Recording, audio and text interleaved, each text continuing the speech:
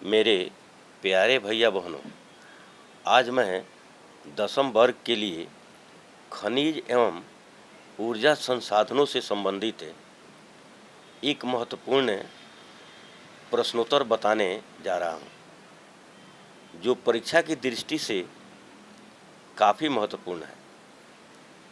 इस प्रश्नोत्तर को निश्चित रूप से पढ़ने एवं समझने का प्रयास कीजिएगा। मैं बहुत स्पष्ट रूप से समझाने का प्रयास किया हूँ। प्रश्न है, परंपरागत एवं गैर परंपरागत ऊर्जा संसाधन में क्या अंतर है, वर्णन करें। तो आइए सुनिए, इस प्रश्न का उत्तर समझाने जा रहा हूँ। ऊर्जा सभी क्रियाकलापों के लिए आवश्यक है। खाना पकाने में, रोशनी व ताप के लिए, गाड़ियों के संचालन तथा उद्योगों में मशीनों के संचालन में ऊर्जा की आवश्यकता होती है। कहने का तात्पर्य है कि ऊर्जा काफ़ी महत्वपूर्ण है। ऊर्जा किसी देश के लिए विकास का सूचक है। ऊर्जा के अभाव में कोई भी देश विकास नहीं कर सकता है। अब ऊर्जा को परंपरागत एवं गैर परंपरागत ऊर्जा संसाधनों में वर्गीकृत किया जा सकता है। कहने का तात्पर्य है कि इसे दो भागों में बांटा गया है।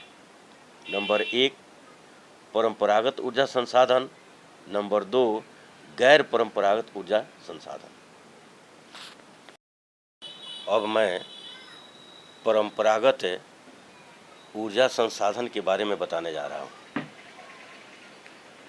परंपरागत ऊर्जा संसाधन प्राचीन समय से आ रहा है। यह पुराना ऊर्जा संसाधन है। परंपरागत ऊर्जा संसाधनों में लकड़ी, उपले, कोयला, पेट्रोलियम, प्राकृतिक गैस तथा विद्युत सम्मिलित है। अब मैं गैर परंपरागत ऊर्जा संसाधन के बारे में बताने जा रहा हूँ। यह ऊर्जा संसाधन आधुनिक युग का संसाधन है। प्राचीन ऊर्जा संसाधन के विकल्प के रूप में इसे खोजा गया है। तकनीकी ज्ञान के आधार पर इसका विकास हुआ है। यह आधुनिक विज्ञान की देन है। यह एक नई खोज है। गैर परंपरागत ऊर्जा संसाधन के आधार पर ही भारत का विकास हुआ है। गैर परंपरागत साधनों में सौर, पवन, ज्वारीय, भूतापीय, बायोगैस तथा परमाणु ऊर्जा शामिल किए जाते हैं। निष्कर्ष के रूप में यह कहा जा सकता है कि ऊर्जा काफ़ी उपयोगी है। ऊर्जा के अभाव में हम विकास नहीं कर पाएंगे, क्योंकि ऊर्जा पर ही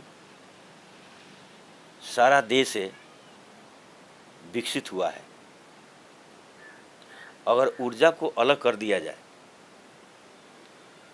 तो सारा विश्व का विकास रुक जाएगा। कहने का तात्पर्य, ऊर्जा संसाधन काफ़ी महत्वपूर्ण है, चाहे वह किसी रूप में हो, चाहे वह परंपरागत हो या गैर परंपरागत हो। प्राचीन समय से भी लोग ऊर्जा का प्रयोग करते आ रहे हैं, जैसे कोयला, लकड़ी, उपले, पेट्रोलियम। यह सब प्राचीन ज़माने का ऊर्जा संसाधन है और उसमें से कुछ का उपयोग आज भी हो रहा है,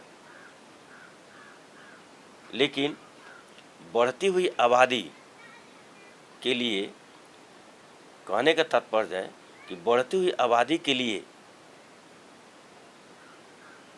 परंपरागत ऊर्जा संसाधन के विकल्प के रूप में ऊर्जा खोजना बहुत ज़रूरी है, जो गैर परंपरागत ऊर्जा संसाधनों को खोजा गया।